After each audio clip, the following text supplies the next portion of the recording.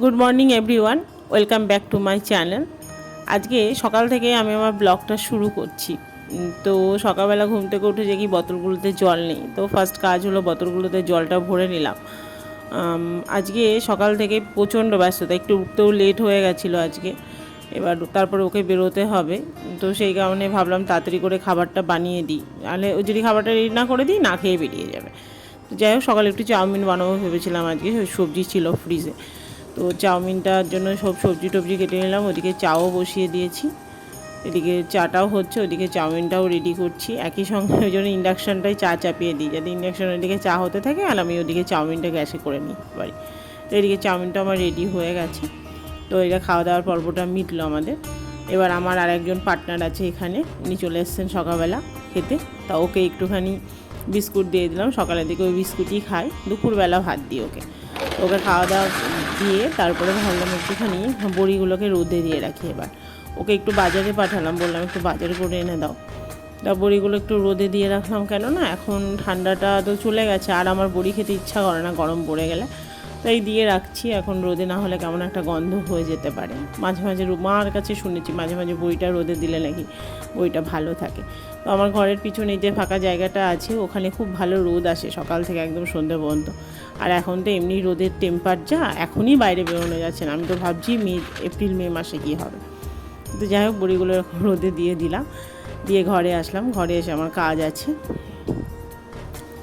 তাই এসেই লেগে পড়েছি কাজে। এইগুলোর ভালো একটু হাওয়াগুলো বের করে নিই, এগুলো ভাঁজ করে আবার রেখে দিই, কারণ এগুলো তো রিউজেবল, সুতরাং ইউজ করা যাবে আবার পরবর্তীতে, ফালতু নষ্ট করে তো লাভ নেই।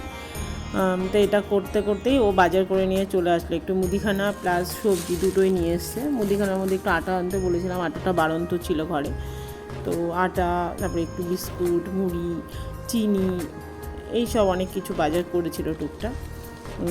আমরা যখন মাসকাবারি বাজার তো করি না, যখন যেটা প্রয়োজন তখন সেটাই আনি। আর একটু এনেছিল গোটা মটর, ওই ঘুগনি বানাবো বলে নিয়ে আসতে বলেছিলাম, তাই জন্যই নিয়ে এসছে। আর এই যে সবজির মধ্যে আলু, পটল, পটল বলছি কেন, পেঁয়াজ আর ক্যাপসিকাম, গাজর, এইসব তার সবজিগুলো ফ্রিজে রেখে দিলাম। রেখে দিয়ে আর বাদ বাকি চিনিটা যেমন ঢেলে রাখলাম, ময়দাটা আটাটা ঢেলে রাখলাম, ঢেলে রেখে নিয়ে ভাবলাম রাতে ঘুগনিটা বানিয়ে নিই আজকে। রাতে যেহেতু রুটি খাওয়া হয়, রুটির সঙ্গে সেমন কিছু আজকে ছিল না, সেজন্য মটরটা ভিজিয়ে দিলাম ঘুগনির জন্য। দিয়ে নিয়ে আমি ভাবলাম এদিকে রান্নার কাজটা শুরু করে দিই, ও বেরিয়ে গেল ডিউটিতে। তো আমি চালটাও ভিজিয়ে নিলাম, চালটা ভিজিয়ে রাখি রান্নার 2 ঘন্টা আগে, তাহলে কি হয় ভাতটাও সুন্দর হয় প্লাস গ্যাসটাও কম পড়ে। এই কারণে ভিজিয়ে রাখি, গ্যাসের যা দাম বেড়েছে, সুতরাং এই ছাড়া অপশানও নেই কোনো। তা যাই হোক, চালটা ভিজিয়ে টিজিয়ে নিয়ে আমি আমার কাজে লেগে পড়লাম।